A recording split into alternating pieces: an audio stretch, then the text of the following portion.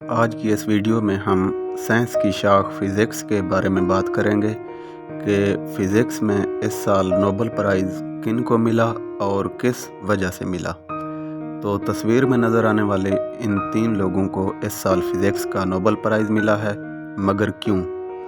تو کیا کبھی آپ نے غور کیا ہے کہ جب آپ کسی تیز رفتار گاڑی کی تصویر کھینچیں تو یہ گاڑی کی تصویر بہت شارپ نہیں بلکہ دھندلی ہوتی ہے،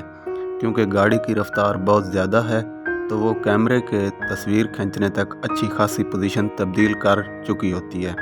اور یوں تصویر شارپ نہیں بلکہ بلری آتی ہے۔ لیکن اگر کیمرہ 1 سیکنڈ کے 10ویں یا 100ویں حصے میں یعنی وقت کے بہت چھوٹے دورانیے میں تصویر کھینچے تو پھر کیونکہ گاڑی کی پوزیشن بہت کم تبدیل ہوئی ہوگی تو تصویر بھی کم دھندلی ہوگی۔ کیمرے کی تصویر کھینچنے کا یہ دورانیہ جتنا کم ہوگا گاڑی تصویر اتنی زیادہ رکی ہوئی آئے گی۔ فوٹوگرافر اسے شٹر سپیڈ کے نام سے جانتے ہیں۔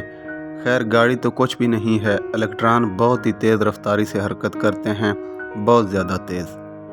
اتنا تیز کہ سیکنڈ کے 1000ویں یا لاکھویں حصے میں بھی اگر الیکٹران کی تصویر کھینچیں تو بھی بلر ہوگی۔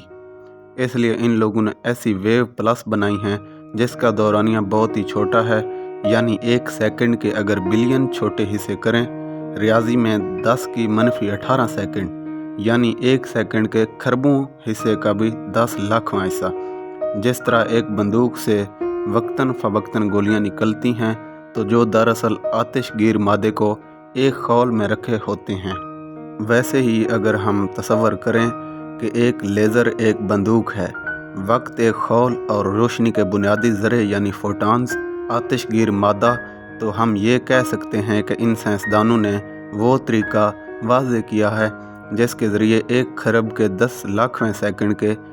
وقت کے خول میں اربوں روشنی کے ذرے قید کیے جا سکتے ہیں، جنہیں وقتاً فوقتاً لیزر سے فائر کیا جا سکتا ہے۔ اس کا کیا فائدہ ہے؟ ایٹموں میں بہت سے عوامل نہایت قلیل مدتی ہوتے ہیں، جیسے کہ الیکٹران کی ایک سٹیٹ سے دوسری سٹیٹ میں تبدیلی، اس کی حرکت، اس کی سپن کا بدلنا وغیرہ وغیرہ۔